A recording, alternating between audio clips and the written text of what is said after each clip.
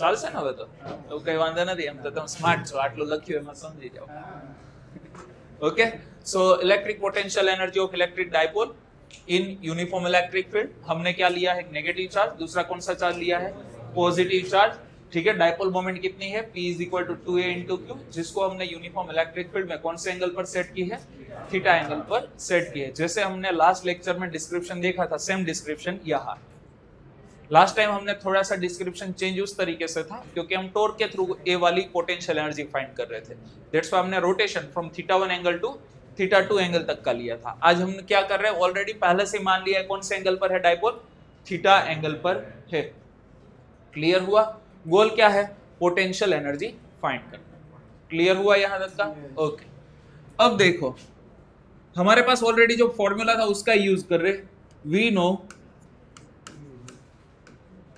Energy of कौन सी energy potential energy of to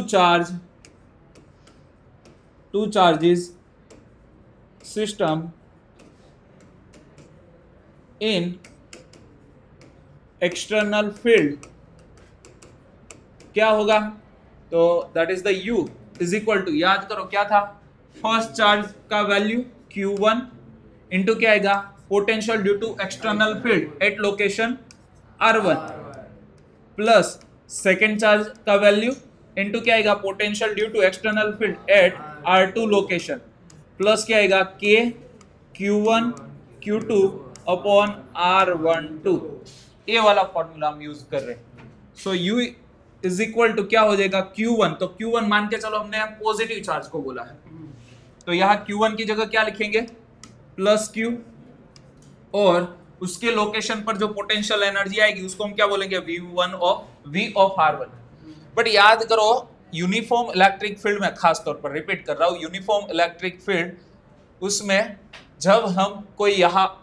equipotential surface बनाना चाहे तो हमें पता है क्या करना चाहिए फील्ड को परपेंडिकुलर आपको प्लेन बनाना है वो क्या बनेगा इक्विपोटेंशियल सरफेस तो मैं पॉजिटिव चार्ज है यहाँ ऐसे वर्टिकल प्लेन बना दूं ऐसा तो वो क्या बन जाएगा इक्विपोटेंशियल सरफेस दूसरी चीज यहाँ जो नेगेटिव चार्ज है वहां भी मैंने क्या कर दिया एक वर्टिकल प्लेन बना दिया जो फील्ड को कैसा है परपेंडिकुलर तो क्या बन गया इक्विपोटेंशियल सरफेस इसके लोकेशन के ऊपर पोटेंशियल क्या होगा V ऑफ R1 और यहाँ पोटेंशियल क्या होगा V ऑफ R2 क्लियर अब देखो तो अगेन मैं यहाँ फिर से लिख देता हूं क्या है V of R1 plus Q2 की जगह क्या आएगा नेगेटिव चार्ज वैल्यू कितना है -Q V of R2 plus ध्यान अब देना K Q1 कितना है +Q Q2 कितना है -Q तो Q into Q square but Q2 negative है दैट्स व्हाई यहाँ साइन कौन से आएगी minus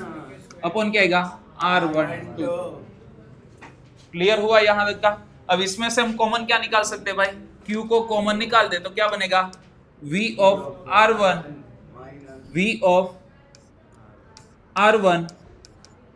minus V of R2 minus KQ square upon R12 clear हो गया मतलब क्या है कि भाई अब हमें ये दो लोकेशन के बीच का पोटेंशियल डिफरेंस फाइंड करना है तो इनके बीच का पोटेंशियल डिफरेंस का फॉर्मूला हमें पता है यूनिफॉर्म इलेक्ट्रिक फील्ड में electric field and potential difference के बीच का रिलेशन था electric field is equal to क्या होता है potential divided by distance minus dV upon dr याद आ रहा है तो वैसा ही फॉर्मूला यहां हम यूज कर सकते हैं वी नो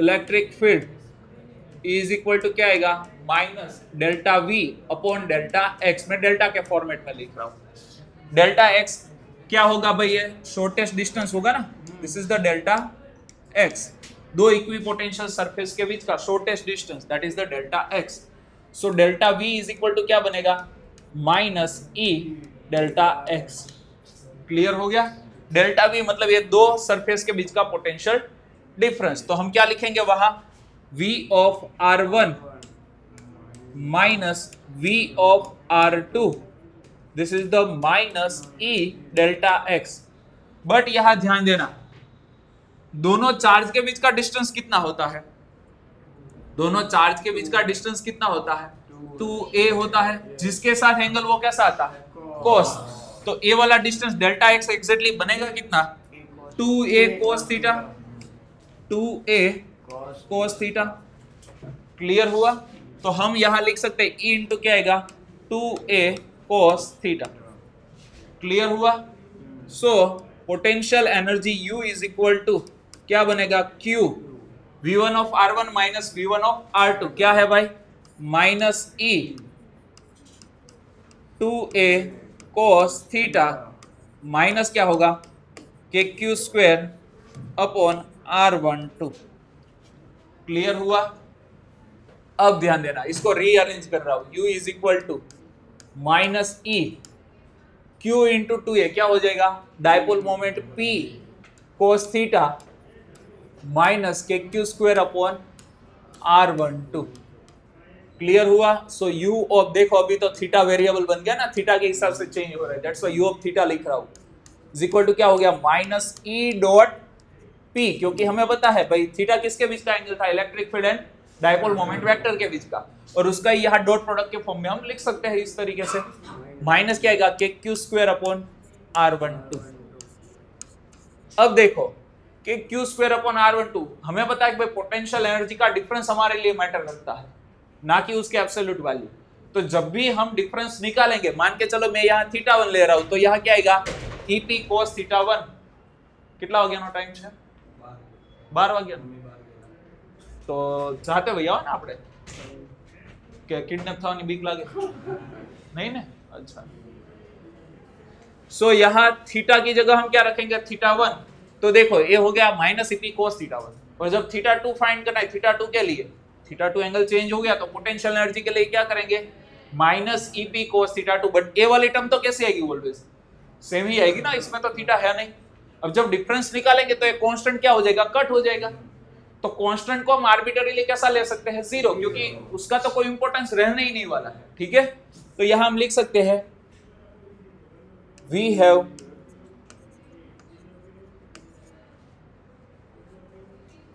या तो लिख सकते हैं absolute value of potential energy has no significance but difference matter, difference क्या करेगा, मैटर रखेगा। ठीक है, that's why so K Q square upon R12 can take 0, उसको हम क्या ले सकते हैं, 0। तो हमारा जो पोटेंशियल एनर्जी का फॉर्मूला है, ध्यान देना, जूम आउट कर देता हूं, जो हमारे लिए पोटेंशियल एनर्जी का फॉर्मूला है क्या बन जाएगा, U of theta is equal to minus E dot P। यही फॉर्मूला हमें लास्ट टाइम मिला था, हो गया। क्लियर हुआ, समझ में आया? So this is the potential energy of electric dipole, but ये सेकंड मेथड हो गई। इंडिपेंडेंटली आपको पूछ रहे भाई by using the formula of potential energy of two charges system in external field, तो आपको ए वाली मेथड से करना पड़ेगा।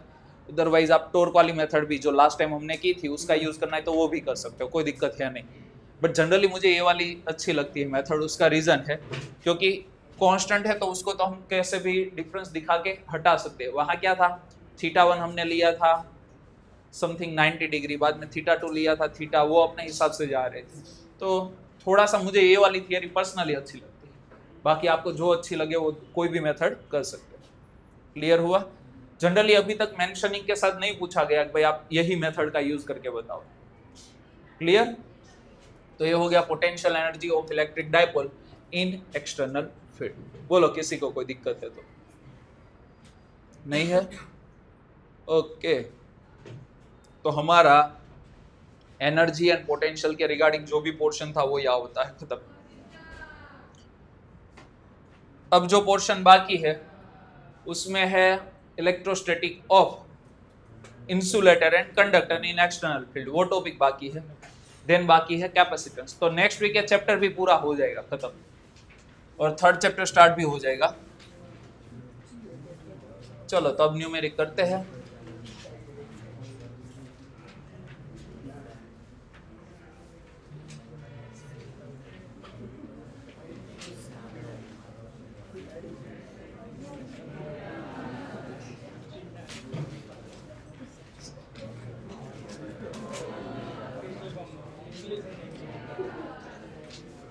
चलो पहला वाला कोई न्यूमेरिक बाकी है आगे के? 1 नंबर हो गया, ये वाला हो गया। 2 नंबर खुशहाल, यहाँ डायग्राम है बहुत सारे, तो यहाँ देख। 2 नंबर हो गया, 3 नंबर हो गया, 4 से बाकी है ना? कहाँ गया भाई 4? तो आजा।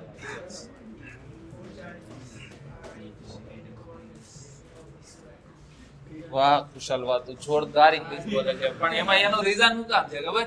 અહીંયા અત્યારે એક ડાયાગ્રામ આપ્યો છે ને એટલે જો રીતમ તું લેટ આવ્યો, તું કઈ બોલતો નહીં।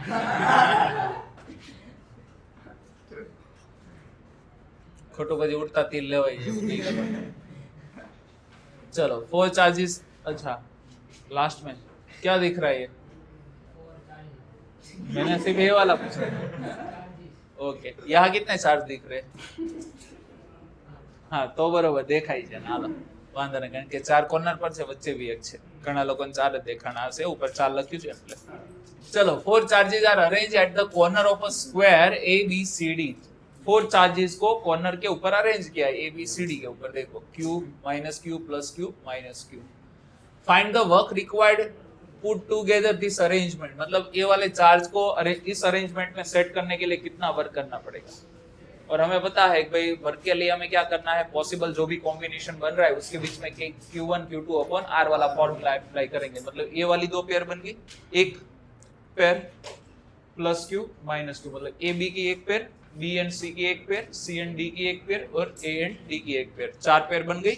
अभी देखो डायगोनल भी बन रही है, A एंड C और D एंड B, तो टोटल कितनी पेयर बनेगी आपके पास? 6, ठीक है, जिसमें 4 पेयर ऐसी होगी जिनके बीच का सेपरेशन डिस्टेंस कितना है भाई? कितना है? सेम। कितना होगा? बट साइड ऑफ स्क्वायर जितना होगा, जो हमें कितना दिया है यहाँ? D दिया। जबकि डायगोनल के लिए हमें इंडिविजुअली हाइपोटेन्यूज फाइंड करना पड़ेगा और वहां से हमें डिस्टेंस मिलेगा। क्लियर हुआ? सो यहाँ हम लिख सकते हैं वर्क डन, उनको टुगेदर रखने के लिए work done is equal to क्या होगा? पोटेंशियल एनर्जी होगा। We know the potential energy क्या होगा? तो भाई 4 time K plus Q minus Q, minus Q plus Q, plus Q minus Q, minus Q plus Q, मतलब सेम पेयरिंग बन रही है। K एक चार्ज की वैल्यू आएगी प्लस Q, दूसरे चार्ज की वैल्यू आएगी माइनस Q, अपॉन क्या आएगा? डिस्टेंस कितना है भाई? D square. D स्क्वायर रखेंगे क्या? नहीं भाई, फोर्स हो जाएगा, D रखना है। क्लियर? तो 4 पेयर का मामला। अब डायगोनल पेयर के लिए बात करें तो डायगोनल साइड की लेंथ कितनी होगी? डायगोनल का लेंथ कितना होगा? A के और C के बीच का डिस्टेंस, तो दिस इज द D। ये वाला कितना है? D है, और ये वाला कितना है? D है। पाइथागोरस यूज करो तो ये क्या बनेगा? √2D। क्लियर हुआ? पाइथागोरस यूज करोगे D square plus D square और एडिशन करके रूट कर दिया तो ये बन गया √2D। √2D हो गया, √2D। अब देखो तो ये 2 पेयर बन रही है, plus Q minus Q minus Q। तो जब plus Q into plus Q करेंगे तो वैसे भी Q स्क्वायर होगा, minus Q into minus Q करे तब भी Q स्क्वायर ही होगा। क्लियर हुआ? मतलब दोनों फिर से पेयरिंग कैसी है? सेम ही बन रही है। तो K Q दूसरा भी Q प्लस Q रखेंगे तब भी प्लस होगा, माइनस माइनस भी प्लस हो जाएगा, और डिस्टेंस कितना बनेगा इस बार? √2 टाइम D। अब इसमें से कॉमन निकालेंगे भाई, K Q square upon D हमने निकाला कॉमन, तो यहाँ बचा कौन भाई?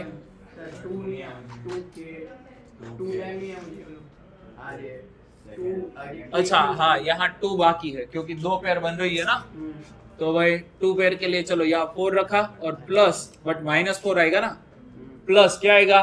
2/√2 क्या बनेगा? √2 हो गया। इतना वर्क करना पड़ेगा टुगेदर रखने के लिए। क्लियर? अब क्या बोला है? A charge Q0 is brought to the center E centre के ऊपर हम कितना चार्ज प्लेस कर रहे हैं भाई, Q naught test charge place कर रहे हैं, ठीक है।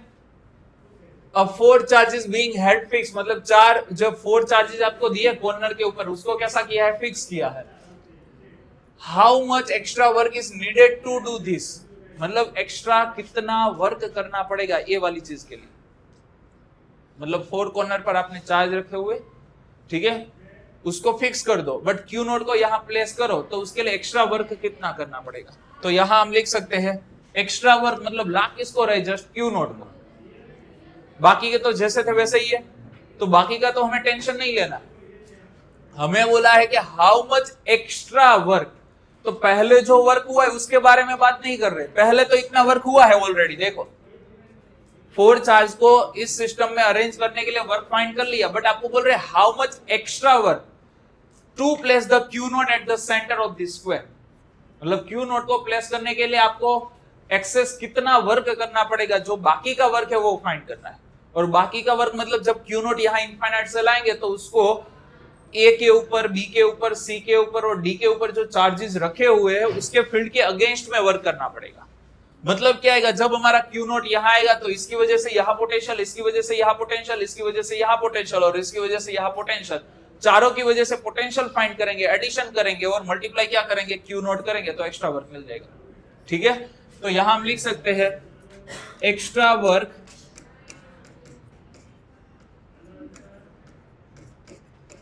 To place Q naught at centre is equal to क्या आएगा, एक्स्ट्रा वर्क। तो हमें पता है कि भाई Q naught that is the test charge into potential due to A B C and D charges, but कहां पोटेंशियल, एट सेंटर।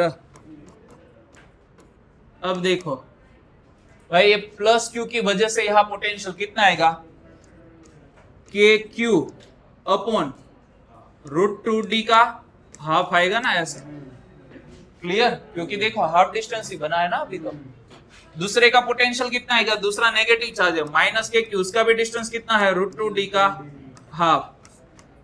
तीसरा चार्ज कौन सा है, पॉजिटिव है, देखो सी के ऊपर, तो क्या आएगा, के क्यू अपॉन √2d का हाफ, एंड फिर से माइनस वाला चार्ज है minus K Q upon √2d का हाफ, और इनटू क्या करेंगे, क्यू नॉट, और ये हो गया हमारा 0।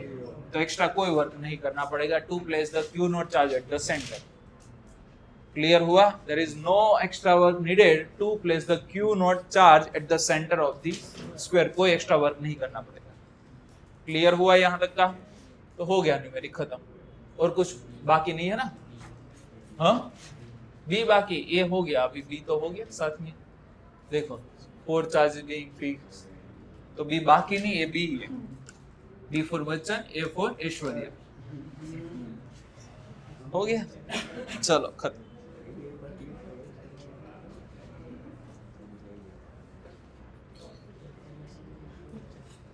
चलो 2.4 खत्म, उसके बाद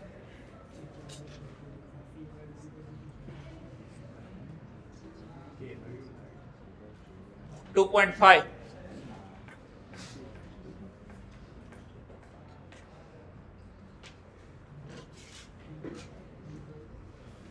शिव यहां है 2.5।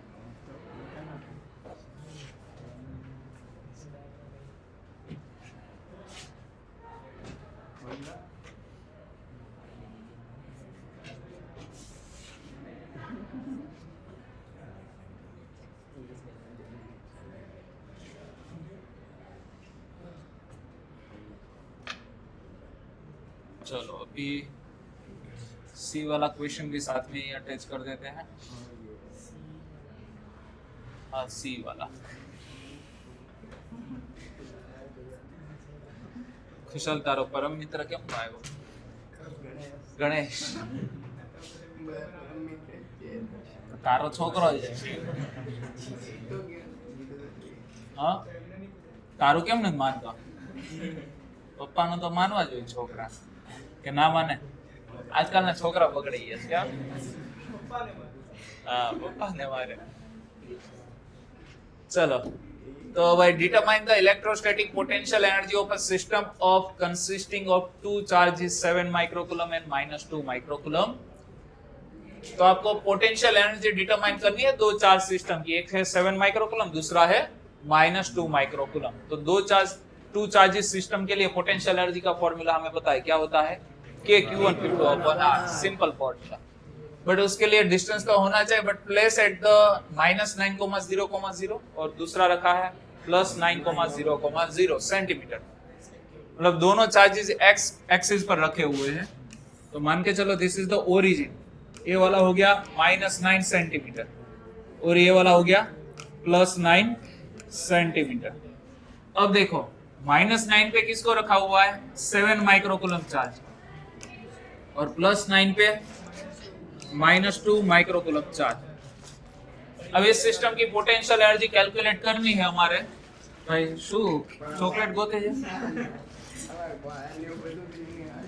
પણ યાર એવા દે ને તું હડહડ કરવા ને તાર ફાંદડે છે ત્યાં ઓકે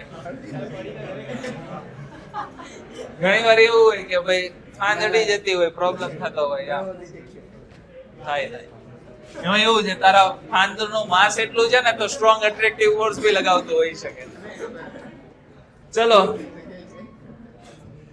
तो हमें दो चार्ज सिस्टम दी इसकी पोटेंशियल एनर्जी कैलकुलेट करनी है क्या होगा formula U is equal to K Q1 Q2 अपॉन R K की वैल्यू 9 10⁻⁹ Q1 की वैल्यू 7 माइक्रो बोले 10⁻⁶ इनटू दूसरा चार्ज है -2 इंटू 10⁻⁶ डिवीजन में आएगा दोनों के बीच का डिस्टेंस तो कितना होगा डिस्टेंस 18 सेंटीमीटर 9 मत बोलना भाई 9 तो सेंटर से होगा तो दोनों के बीच का डिस्टेंस हो गया 18 सेंटीमीटर और सेंटी बोले 10⁻²। इसको सॉल्व करोगे तो आपका आंसर 7 2 कट हो गया ना 7 -7 होगा 7 इंटू 10⁻⁻ डिसाइड करो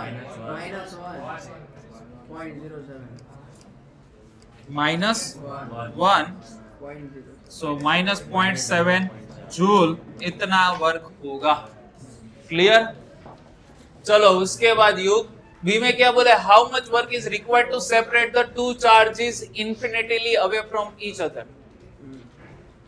कितना वर्क करना पड़ेगा ठीक है मतलब दोनों को सेपरेट करने के लिए वर्क कितना करना पड़ेगा तो जब पास थे तब कितना वर्क होगा उतना ही सेपरेट करने के लिए करना पड़ेगा ठीक है बट यहाँ नेगेटिव है तो वहां कैसा आएगा आंसर पॉजिटिव बट थोड़ा सा कंसेप्ट वाइज तो होना चाहिए ना तो याद रखना energy total energy when they are combined मतलब जब कंबाइन है तब या तो when they are at 18 centimetre 18 centimetre पे है तब की total energy is equal to क्या होगा total energy at separation at कितना बोला है separate two charges infinitely at infinite कैसे भाई इनफाइनाइट पे है तब टोटल एनर्जी अब ध्यान देना total energy when they are at 18 centimetre तो एक कौन सी एनर्जी होगी पोटेंशियल एनर्जी तो होगी साथ में आपने क्या किया वर्क किया तो उसको वर्क को यहां हम लिख देते हैं इज इक्वल टू क्या आएगा इनफाइनाइट पे टोटल एनर्जी अब इनफाइनाइट पे एनर्जी कितनी हो जाएगी 0 क्योंकि हमें एक्सेस एनर्जी नहीं देनी है मिनिमम एनर्जी बोला है मिनिमम कितनी चाहिए सेपरेट करने के लिए so U is equal to क्या आएगा -U इज इक्वल टू क्या आएगा W so work done is equal to क्या होगा -0.7 माइनस हो गया प्लस क्योंकि U -0.7 है और माइनस साइन थी 0.7 जूल ये हमारा आंसर आएगा मतलब क्या हुआ जब कंबाइन थे तब ऑलरेडी एनर्जी थी आपने वर्क करके कुछ एक्सेस एनर्जी दी और वर्क कितना करना पड़ा वही फाइंड करना है तो जब सेपरेट हो जाएंगे तो एनर्जी फाइनल कितनी हो जाएगी, इनफाइनाइट पे 0। क्लियर हुआ? तो इनफाइनाइट पे 0 ली, इनिशियली हमने क्या पोटेंशियल एनर्जी थी और एक्सेस क्या किया हमने, वर्क, तो दोनों का कॉम्बो यहाँ आएगा, तो वहां से हमें वर्क कितना करना पड़ेगा वो मिल गया। उसके बाद क्या बोला है, suppose that the same system of charges is now placed in external field, मतलब दोनों चार्ज को कहाँ रखा हुआ है भाई, एक्सटर्नल फील्ड में रखा हुआ है, फील्ड का वैल्यू भी दे दिया है। What would the electrostatic energy of this configuration be? इस configuration की electrostatic potential energy क्या बनेगी? अब देखो, with distance मतलब r के हिसाब से क्या हो रहा है भाई, हमारा इलेक्ट्रिक फील्ड वेरी हो रहा है, तो हमें पहले क्या फाइंड करना पड़ेगा, पोटेंशियल, यहाँ का पोटेंशियल फाइंड करेंगे, देन यहाँ का पोटेंशियल फाइंड करेंगे, और हम क्या, what would the electrostatic energy of this configuration, मतलब potential energy of two charge system in external field वाला मामला हम यूज कर सकते हैं। ठीक है, सो सी केस में क्या आएगा, तो Q इंटू क्या आएगा, V। भाई देखो, इस चार्ज को हम Q1 बोल देते हैं, ए वाले चार्ज को Q2 बोल देते हैं, तो Q1 जहां चार्ज रखा हुआ है वहां का पोटेंशियल हम एक्सटर्नल फील्ड की वजह से V ऑफ R1 बोल देते हैं, चार्ज कौन सा है, Q1 है, प्लस क्या आएगा Q2, पोटेंशियल कौन सा आएगा, Q2 लोकेशन को क्या बोल देते हैं, R2, तो V ऑफ R2 हो गया, और साथ में क्या आएगा, प्लस के Q1 Q2 अपॉन क्या आएगा, R12 सेपरेशन डिस्टेंस। क्लियर हुआ? ये हमें क्या मिलेगी, टोटल पोटेंशियल एनर्जी U। अब पहले हमें क्या फाइंड करना पड़ेगा भाई, पोटेंशियल फाइंड करना पड़ेगा, तो भाई इलेक्ट्रिक फील्ड एंड पोटेंशियल जब रेडियल डायरेक्शन में हो तब भी आप ये वाला फॉर्मूला यूज कर सकते हो, V is equal to E into D.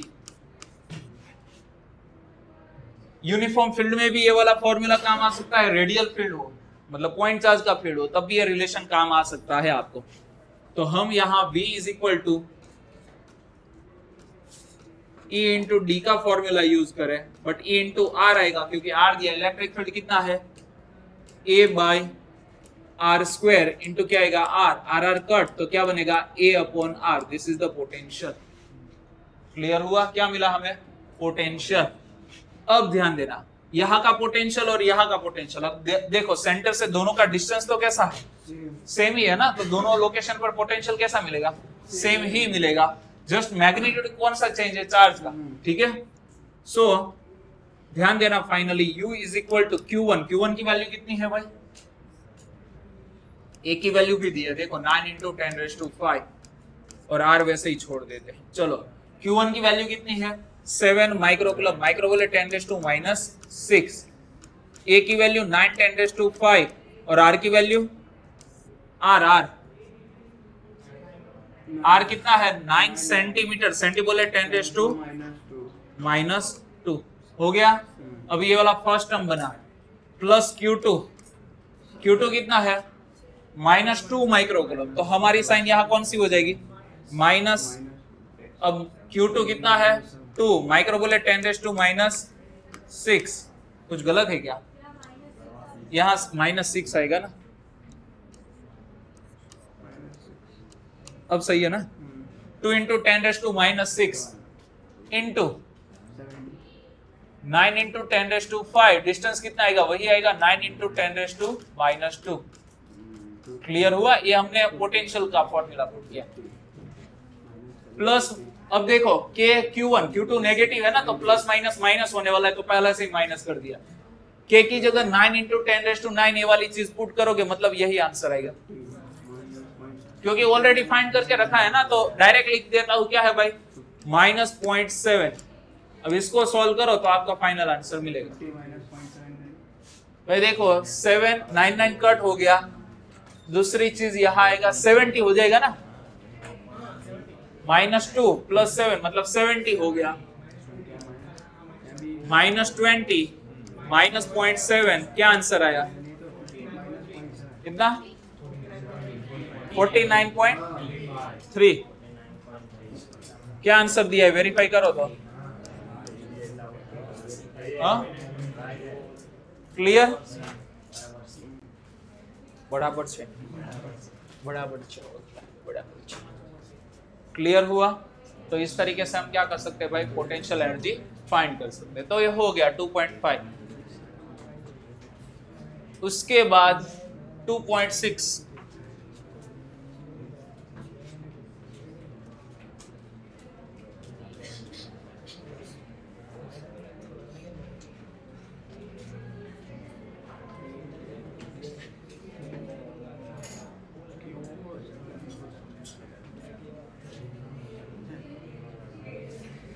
ખુશાલ તો કીર્તન ગાઈ રહ્યો છે અત્યારે? કયા ભગવાનના કીર્તન ગાઈ રહ્યો છે? પાર્શ્વનાથ ભગવાનના, મહાવીર સ્વામીના, હા તો સ્વામિનારાયણ ભગવાનના? કારણ કે તું તો બંને રિલિજિયનમાં આવે. સાચું ને? નહીં, જૈન કે હિન્દુ બંને? એ તો ખબર છે એટલે તો કહું છું તને. चलो, so a molecule of a substance has the permanent electric dipole moment 10 raised to minus 29 centimeter. तो अच्छा coulomb. Mole of this substance is polarized by applying a strong electric field of 10 raised to 6 volt per meter. मतलब क्या बोला, एक molecule of substance has the permanent electric dipole moment कितनी है भाई total 10 raised to 29 coulomb metre है, और उसको हमने strong electric field अप्लाई किया 10 raised to 6 volt per meter. The direction of the field is suddenly changed to 60 degree. मतलब क्या है भाई, हमारे पास एक मटेरियल था, उसके पास परमानेंट इलेक्ट्रिक डाइपोल मोमेंट कितनी हो सकती है 10 raised to minus 29 coulomb metre हो सकती है. बट ये कब मिलेगी, जब हम उसको एक्सटर्नल फील्ड अप्लाई करेंगे तब. क्योंकि पहले क्या होता है, सारी चीजें रैंडम होती है. तो जब रैंडम है उसको हमें स्पेसिफिक डायरेक्शन में ओरिएंट करना है, तो हम क्या देंगे उसको, स्ट्रॉन्ग फील्ड. तो जैसे ही स्ट्रॉन्ग फील्ड देंगे तो सारी dipole along the field align हो जाएगी. क्योंकि हमने बोला था कि डाइपोल का नेचर क्या है, मिनिमम पोटेंशियल एनर्जी के साथ रहना. तो जब वो पैरेलल टू फील्ड अलाइन हो जाएगी तो हमें इतनी टोटल डाइपोल मोमेंट मिलेगी. बट उसके लिए कितना फील्ड अप्लाई करना पड़ेगा, 10 raised to 6 वोल्ट पर मीटर. इतना हमें क्या करना पड़ेगा, इलेक्ट्रिक फील्ड अप्लाई करना पड़ेगा. अब क्या कर रहे हैं, सडनली फील्ड के डायरेक्शन चेंज कर रहे हैं. मतलब पहले सारे लोग यहाँ देख रहे हैं, तब सडनली अचानक से 60 डिग्री के एंगल के साथ आपको मूव कर दिया, तो आपको क्या करना पड़ेगा, अपनी एनर्जी को चेंज करना पड़ेगा, लूज करना पड़ेगा. तो जो एनर्जी चेंज हुई उतनी ही एनर्जी क्या होगी, यहाँ रिलीज होगी. आपको बोला estimate the heat release by the substance in this align its a dipole along the new direction of the electric field. For simplicity, assume the 100% polarization of the sample. Polarization का मतलब ही होता है कि भाई जिसके पास डाइपोल नहीं है तो उसमें हम डाइपोल इंड्यूस करेंगे, और जिसके अंदर क्या होगा, डाइपोल ऑलरेडी होगा तो वो रैंडम होगा. तो उस रैंडमनेस को हम क्या करेंगे, एक ही डायरेक्शन में रख के वो रैंडम डाइपोल को एक डायरेक्शन में लाएंगे और नेट डाइपोल मोमेंट फाइंड करेंगे. ठीक है, नेक्स्ट आने वाला है टॉपिक पोलराइजेशन का, तब क्लियर हो ही जाएगा. बट पहले जब फील्ड को पैरेलल अलाइन होती है डाइपोल, तब एनर्जी कितनी होती है, when dipoles are parallel to electric field, तब एनर्जी कितनी होगी. So that is the U. Initial बोल देते हैं minus PE cos 0. Total dipole moment already आपको दिया है 10 raised to minus 29. Electric field भी है हमारे पास 10 raised to 6. आंसर आएगा minus 10 raised to minus 23 joule. इतनी इनिशियल एनर्जी होगी. ठीक है, after changing direction of field by 60 degree. 60 degree का चेंज करो तो न्यू फाइनल एनर्जी क्या बनेगी, माइनस PE cos 60. cos 60 की वैल्यू 1/2, तो इसका हाफ हो जाएगा minus 0.5 10 raised to minus 23 joule. इतनी एनर्जी बनेगी. ये वन टाइम था ना, ये हाफ टाइम हो गया, मतलब 0.5. क्लियर. अब देखो, सो एनर्जी रिलीज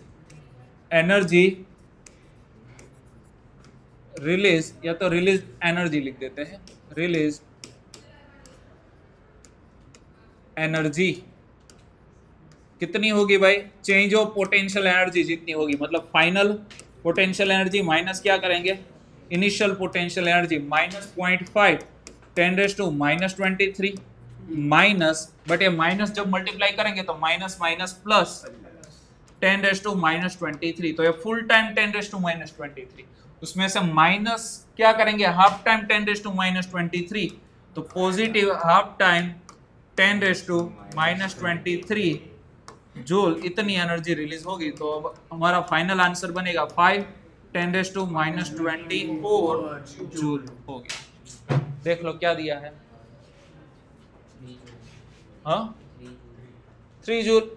फिर से क्वेश्चन देख लेते हैं, molecule of substance permanent electric dipole moment 10⁻⁻23। अच्छा यहाँ हमने गलती की है, यहाँ जो डाइपोल मोमेंट दी है किसकी है भाई, मॉलिक्यूल की है, और 1 मोल सब्सटेंस के लिए बात करना चाहते हैं, तो मल्टीप्लाई करेंगे for 1 mole substance, for 1 mole substance,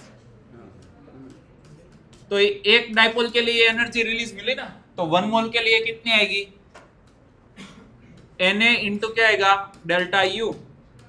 Na कितना होता है, वो गेंडो 6.023 10⁻⁻23, डेल्टा यू कितना मिला 5 10⁻⁻24 5 6 30, 6 लेने के लिए बोला है 6.02, तो मैंने 6.6 किया, 6.02 चलेगा अभी, तो 30 इंटू 10⁻⁻1 जूल, सो 3 जूल हो गया। अभी क्लियर हुआ, तो फाइनली हमारा ये भी न्यूमेरिक क्या होता है, खत्म। उसके बाद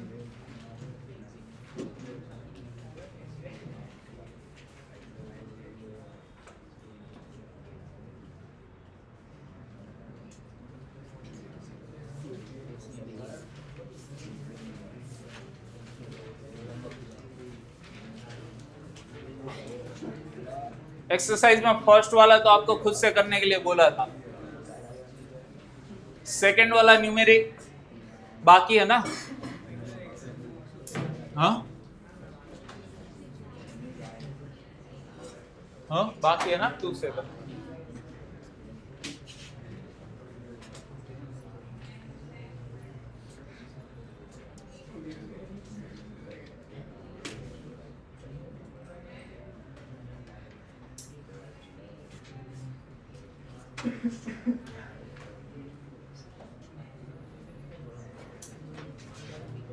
चलो 2.2 क्या बोला है, शिव सॉल्व करो, तो चलो फटाफट।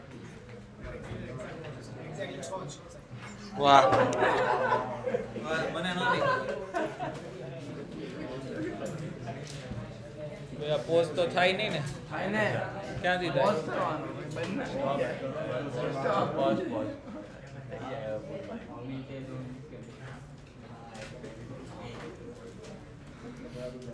તમે સોલ્વ કરો, તમારો પોઝ નથી, પોઝ ખુશાલ ને કે જોવે।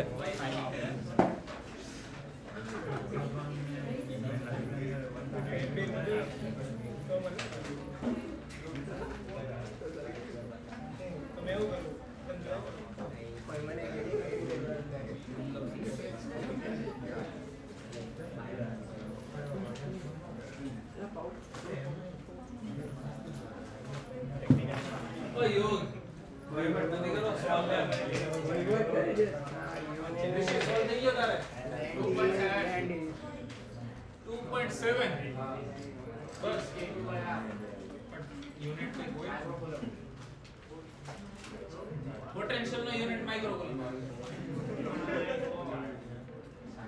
ફાઇન્ડ શું કર્યું તે મને એ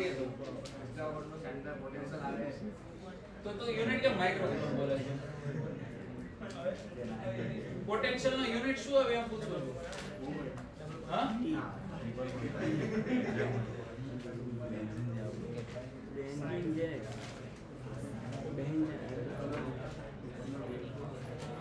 કુલમ ये डाइपोल मोमेंट था। आप बोलो यूनिट साचो पड़े तो खबर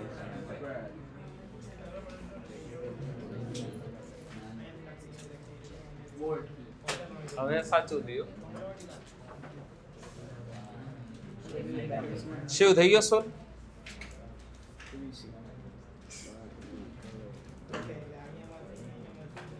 ओ योग हो गया सोल्व. अच्छा सॉल्व करो जो बनने.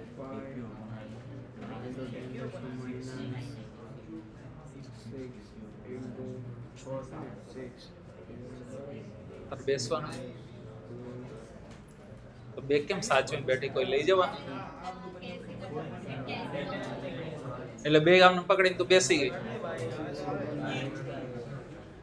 જોરદાર કામ છે તારું.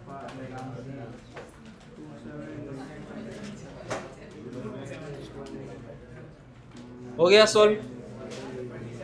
नहीं हो रहा है भाई रेगुलर हेक्सागोन क्या होता है पता है? पहले तो वो पूछना पड़ेगा. ये हेक्सागोन का डायग्राम यहाँ बना सकते हैं, वैसे फैसिलिटी है तो उसका यूज कर लेते हैं. तो देखो रेगुलर हेक्सागोन. अब देखो रेगुलर हेक्सागोन की अपोजिट कॉर्नर को, अपोजिट पॉइंट को, वर्टाइसिस को कंबाइन करे तो कुछ ऐसा डायग्राम बनेगा. क्लियर? सेंटर पर आपको पोटेंशियल फाइंड करना है. सेंटर को हम बोल देते हैं O. रेगुलर हेक्सागोन जिसकी साइड 10 सेंटीमीटर है उसके ऊपर 5 माइक्रोकूलम चार्ज रखा हुआ है ऑन ईच वर्टाइसिस. 5 5 5 5 5 हो गया. पोटेंशियल फाइंड करना है तो ईच कॉर्नर का सेंटर से डिस्टेंस कैसा होगा? सेम होगा. और वो कितना आएगा? जितना साइड का डिस्टेंस है वो 10 सेंटीमीटर. यहाँ भी 10 आएगा क्योंकि देखो ये वाला जो शेप बनेगा इक्विलैटरल ट्रायंगल बनेगा for the regular hexagon. So potential का फॉर्मूला क्या होता है? KQ/R. बट ऐसे कितने पेयर बनने वाले? टोटल 6. तो 6 टाइम KQ/R. K की वैल्यू 9 10⁹, Q की वैल्यू 5 माइक्रोकूलम, माइक्रोकूलम 10⁻⁶ और डिस्टेंस है 10 सेंटीमीटर, सेंटीमीटर 10⁻². तो 27 0 ये तीनों का मल्टीप्लिकेशन होगा. 9 में से 6 गया 3 और उसमें 2 ऐड किया 5, तो 10⁵ वोल्ट. फाइनल आंसर बनेगा 2.7 10⁻7 वोल्ट. दिया ये आंसर? તો કઈક ભૂલ હશે. અહીંયા નીચે આપણે 10⁻², હજુ 10 બાકી રહી ગયો ને એનો વહીવટ, તો બિચારો રડશે એટલે અહીંયા 4 કરી દઈએ, કારણ કે આ 10 જોવાનું જ રહી ગયું. બિચારો એકલું દુખી થઈ જાય ને પાછું. 2.7 × 10⁻6 वोल्ट हो गया. हाँ यूनिट वोल्ट आएगा. ठीक है, कूलम मीटर नहीं आएगा. हाँ बोलो. अच्छा અહીંયા 10 મને भी નો દેખાણ, તને भी દેખાઉં, તકલીફ ના થાય એટલે એડવાન્સ માં કહી દો. चलो क्लियर. उसके बाद नेक्स्ट नेक्स्ट. ठीक है चलो नेक्स्ट. Hello guys. हाँ पेर यूज है तो बोलવું પડે ને. हेलो गाइस प्लीज चैनल में सब्सक्राइब.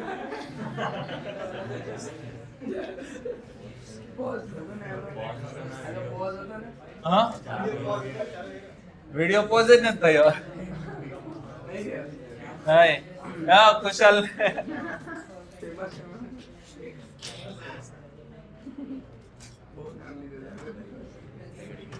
चलो 2.3. अब देखो ये वाला न्यूमेरिक है ना, आपको ही करना है सोल्व, बट इसमें थोड़ा सा चेंज कर रहे. ये भी 6 सेंटीमीटर नहीं, ये वाला में करेंगे आप ही, बट इसमें कोई चेंज नहीं है. सोल्व करो पहले. 2 charges 2 microcoulomb minus 2 microcoulomb are placed at the point A and B 6 centimeter apart. Identify the equipotential surface of this system. इस सिस्टम की आपको पोटेंशियल इक्विपोटेंशियल सरफेस आइडेंटिफाई करनी है.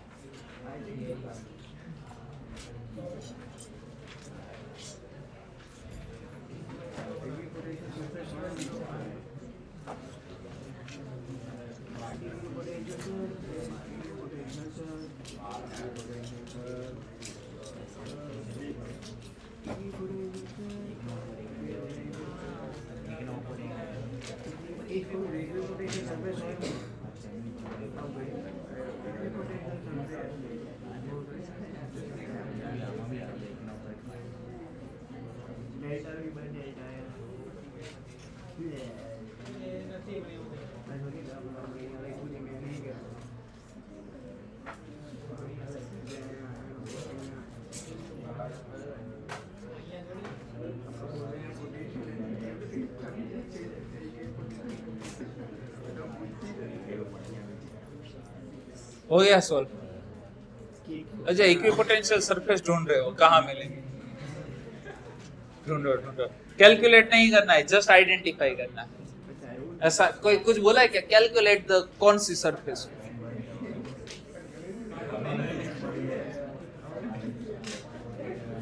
What is the direction of the electric field at every point on this surface?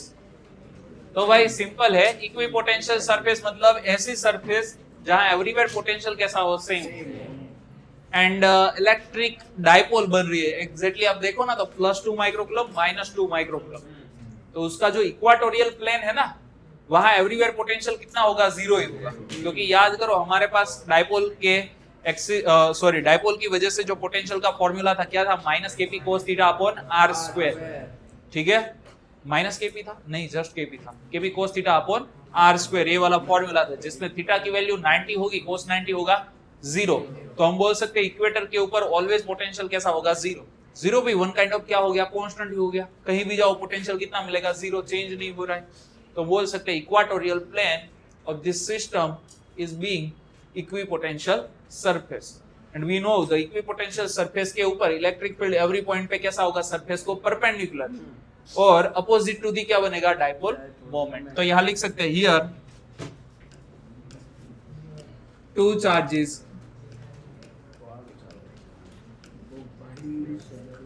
+2 and -2 microcoulomb create dipole. क्या create करेंगे?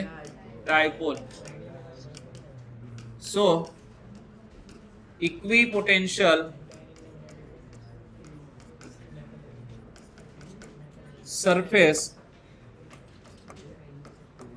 is equatorial plane. क्या होगा? Equatorial plane होगा शिव जी। और उसमें बी केस के लिए क्या बोला है? एंड इलेक्ट्रिक फील्ड, हमें पता है इलेक्ट्रिक फील्ड इक्विपोटेंशियल सरफेस को कैसा होता है? परपेंडिकुलर होता है, and electric field is perpendicular to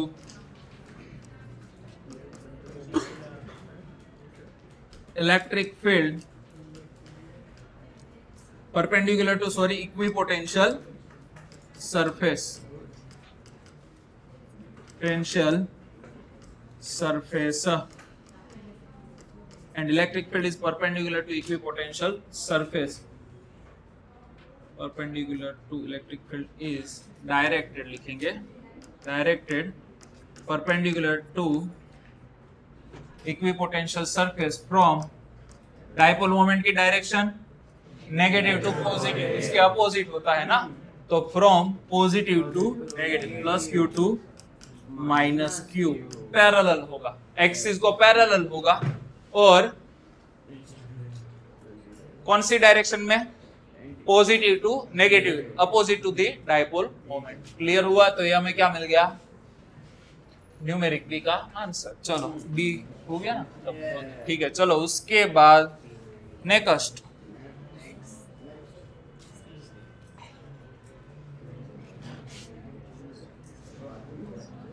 अब इस बार क्वेश्चन में थोड़ा सा चेंज करेंगे, चेंज के साथ आपको सॉल्व करना है।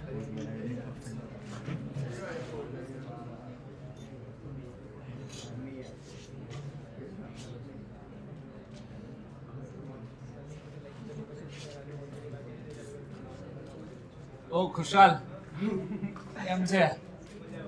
મજામાં છે ને? તો સોલ્વ કરવા લાગ ભાઈ। देखो what is the electric field and potential, and electric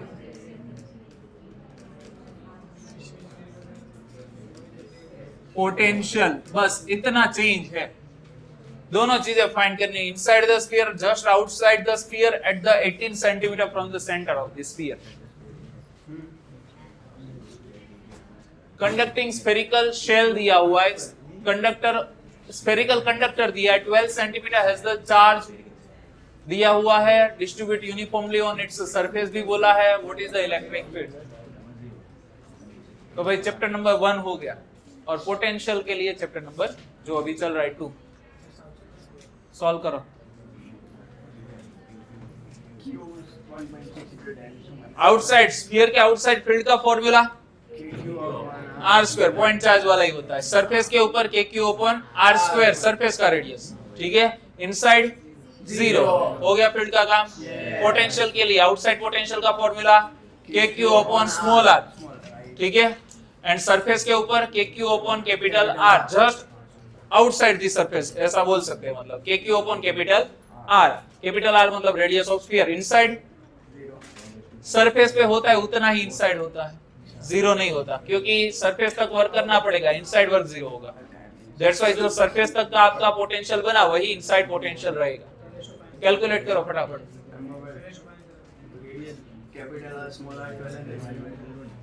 क्या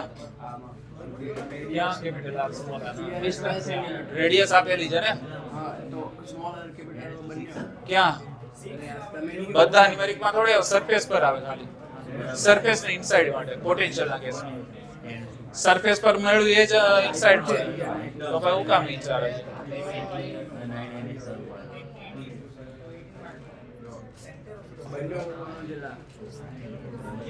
કાલે એક્ઝામ છે chapter number 2 important theory, electric potential due to point charge,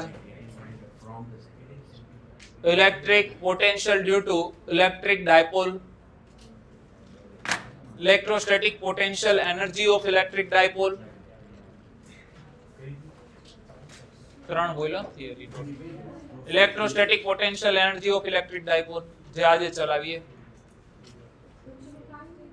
પહેલા સાંભળ તો ખરા, કાન પૂરું થયું નથી। electrostatic potential energy of system of 3 charges, electrostatic potential energy of 2 charge system in external field। થઈ ગયું? જીવ ખુશ? નહીં તો વધારે કહી દઉં, ચાલો। તો relation two charge system in external field, હા 1 ના બધા ન્યુમેરિક અને 2 ના બી હોય, 2 ના કાઢ્યા નથી, 2 ના ન્યુમેરિક તો છે, એડ ઓન મે કર્યા ખાલી 1 ના, આવું જ હોય બોર્ડ માં, તો બધું આવે તો બધું રાખી દો, ચાલો ને એમ કરી આવે, સિલેબસ છે 1 2 માં જે ચાલે એ બધું ડિસ્કાઉન્ટ। હાલો ચેપ્ટર નંબર 1 ની થિયરી નહીં આવે, બસ તો એ તો ડિસ્કાઉન્ટ આપ્યું ને, નહીં તો થિયરી બી રાખવા નતો, કાલે એક લેક્ચર એટલે તો સ્કીપ કરાવ્યો ડિસ્કાઉન્ટ ના નામે।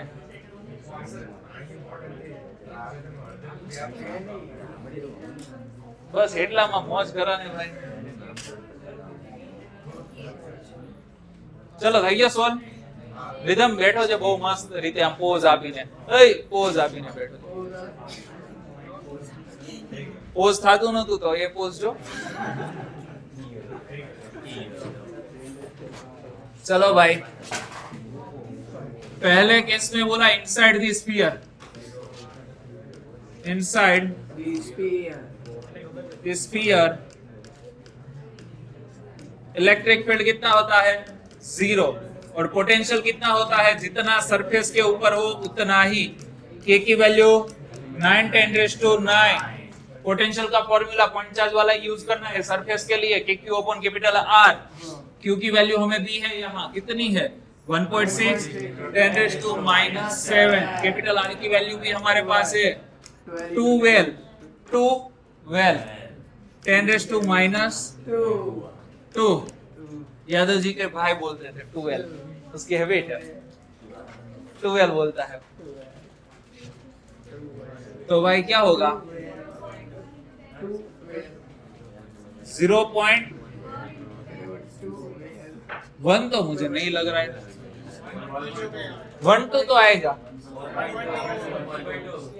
जो अच्छा 12 का स्क्वायर क्या होता है? ओके 16 इंटू 9 भी क्या होता है? 144। तो हो गया ना? 12 1.2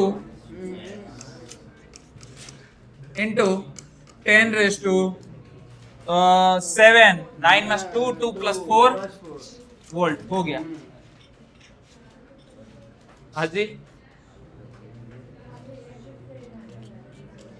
तो પાછળ પોટેન્શિયલ ના આપ્યા જ ન હોય ને કારણ કે એ તો આપણે એડ કરેલું છે।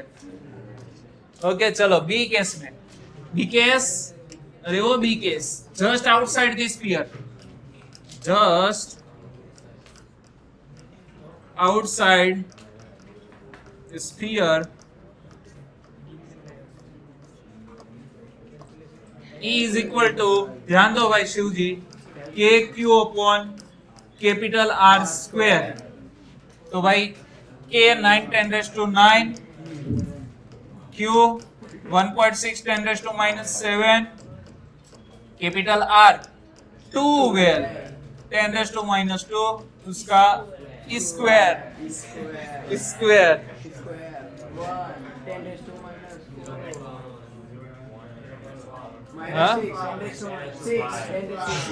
क्या आएगा डिसाइड कर लो 5 वोल्ट पर मीटर सही है। चलो क्लियर। उसके बाद पोटेंशियल भी बोला है ना कितना होगा के क्यू अपॉन कैपिटल आर जो ऑलरेडी हमारे पास है 1.2 10 रेज टू 4 वोल्ट। बातें करने के लिए नहीं बोला ठीक है। उसके बाद चमेली की शादी में चले जाते हैं भाई शिव सी केस જોવાનો છે આપણે ओके शिव सी सी सी सी सी at a point 18 centimeter from the center of sphere at outside जिसमें R that is the कितना है 18 सेंटीमीटर है। सो पोटेंशियल का पहले तो फील्ड का formula K Q upon small R square small K that is small 10 raise to 9 capital Q 1.6 10 raise to -7 small R कितना है 18 सेंटी सेंटी बोले 10 रेज टू -2 उसका square what is answer 4.5 into 10 raised to 4 volt clear meter potential kq upon small r k की वैल्यू 9 10 raised to 9 q की value 1.6 10 raised to -7 coulomb divide में distance कितना है 18 सेंटीमीटर तो 0.4 वाला आंसर आएगा कहाँ 8 हाँ 8 सॉरी 0.8 मतलब 8 into 10 raised to 3 आ रहा है शायद मेरे हिसाब से तो 3 आएगा 3 आएगा ना माइनस नहीं प्लस ही आएगा। अच्छा तारी मिस्टेक हाँ तारी मिस्टेक तने दीदी चलो भाई ये लॉजिकली है भाई यहाँ मुझे तो पता था इससे तो आंसर कम होगा ये वाला क्योंकि ये वाला सरफेस पे है ना सरफेस पे मैक्सिमम पोटेंशियल दूर जाए तो पोटेंशियल कम होगा। अब ये शिव एंड खुशहाल 1.2 10 रेज़ टू 4 है 1.2 और यहाँ 8 ज्यादा है तो पावर तो मुझे मैंडेटरी कम करनी पड़ेगी इसलिए तुक्का हमारा 10 रेज़ टू हो गया। चलो तो ये हमारा 2.4 खत्म। अब भाई पोटेंशियल इसलिए ऐड किया क्योंकि चैप्टर पोटेंशियल का है और फाइंड करने के लिए बोला है फील्ड ठीक है। तो चैप्टर नंबर 1 में गलती से घुसना पड़ता है बट चैप्टर नंबर 2 स्किप ना हो जाए इसलिए पोटेंशियल ऐड। उसके बाद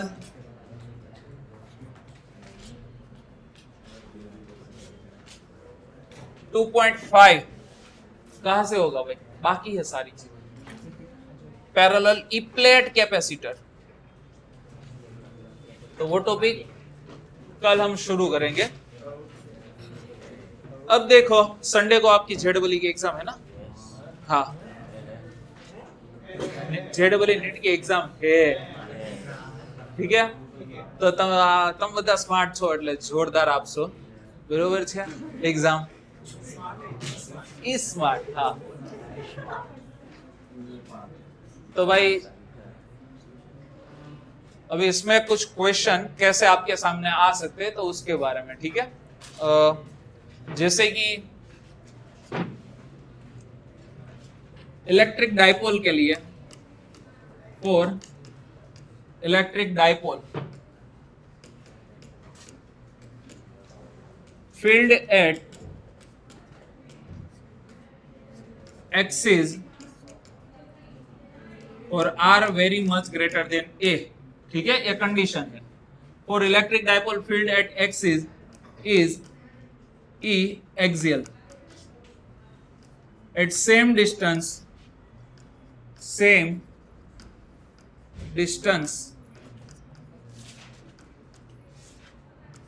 E equatorial at same distance for equatorial field, equatorial तो at same distance equatorial field is equatorial field is EEQ. Then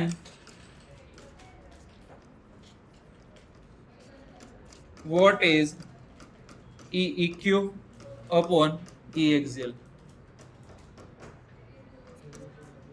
चलो क्या होगा EEQ upon E axial? 1/2।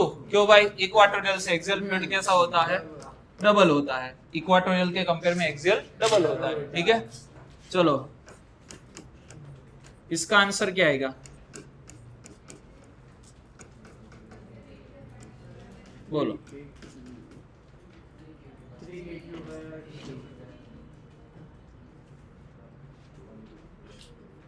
इसका आंसर क्या आएगा? ढूंढो, अब आपको ही काम करना है।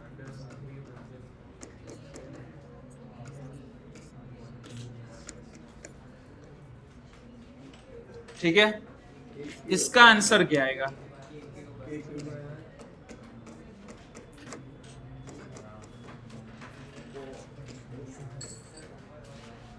इसका आंसर क्या आएगा?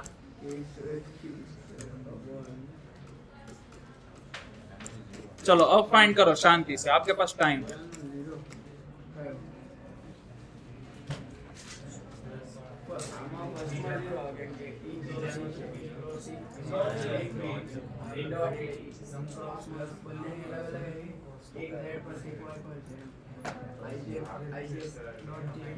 हाँ तो कर અત્યારે બસ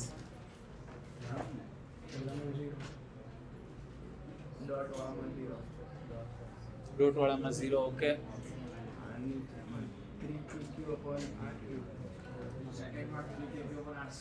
सेकंड में 3 के क्यू अपॉन मैग्नीट्यूड, ये बरोबर ज बोले છે।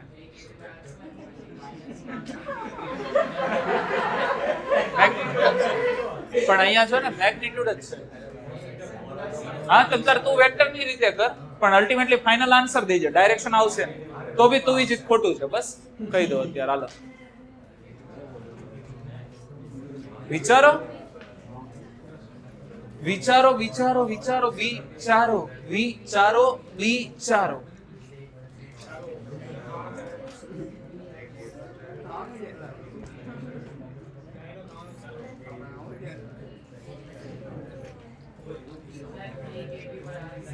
કેમાં?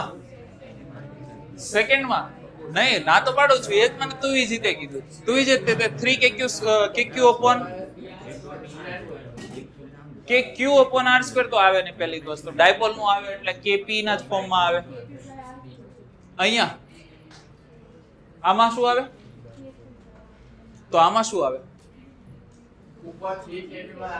આમાં 3 KP/r³ અને આમાં KP/r³। ખોટું છે, इंटरचेंज। એનો રીઝન છે ઇક્વાટોરિયલ ફીલ્ડ અને એક્સિયલ ફીલ્ડ ઓપોઝિટ ડાયરેક્શન માં હોય ને। એક કેવું હોય? माइनस पी में जाए और एक प्लस पी में जाए. This is the minus P and this is the plus P. ये ट्वाइस टाइम है और ये जस्ट ई टाइम. मतलब इसका आप फील्ड हम बोल देते हैं ई, इसका फील्ड बोलेंगे टू टाइम ई, बट दोनों अपोजिट. दैट्स वाई कितना बचेगा ई. तो यहाँ आंसर आएगा के पी बाय आर क्यू. इसमें आएगा 3 के पी बाय आर क्यू. चलो इसमें क्या आंसर आएगा और इसमें क्या आंसर आएगा?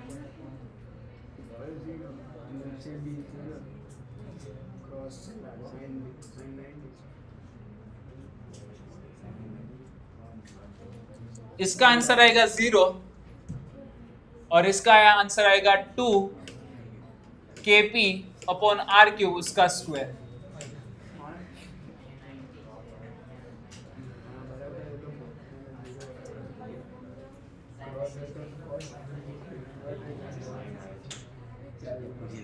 ये वाला पता चला कैसे 0? हाँ 90 होगा ही नहीं. एक की डायरेक्शन पी कैप, दूसरे की minus P cap. Axial field and equatorial field जो लोकेशन है ना वो 90 पे है. बाकी इक्वाटोरियल फील्ड इस डायरेक्शन में जा रहा है, फील्ड का डायरेक्शन, और एक्सियल फील्ड इस डायरेक्शन में जा रहा है. तो दोनों के बीच का एंगल 180 डिग्री एंड sin 180 कितना होता है? 0 होता है. दैट्स व्हाई क्रॉस प्रोडक्ट आएगा 0. डॉट प्रोडक्ट की बात करें तो क्या आएगा? 1 आएगा ना. cos 180 होगा, सॉरी 1 नहीं -1 आएगा. तो जब डॉट प्रोडक्ट कर रहे हैं तो एक का कितना है मैग्नीट्यूड? देखो 2 kp अपॉन आर क्यूब, दूसरे का है kp by R cube. Clear? और कोस क्या आएगा? 180, दैट इज द -1. तो आंसर बनेगा -2 kp अपॉन आर क्यूब उसका स्क्वायर. क्लियर हुआ? तो इस तरीके के क्वेश्चन पता चलने चाहिए. ठीक है, मतलब मस्ती करेंगे आपके साथ. उसके बाद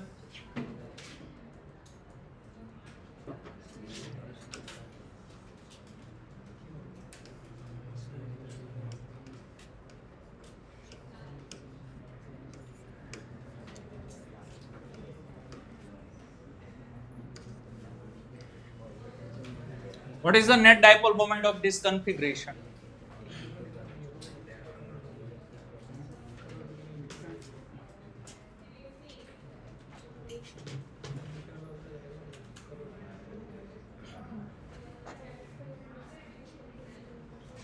What is the net dipole moment of this configuration? No option.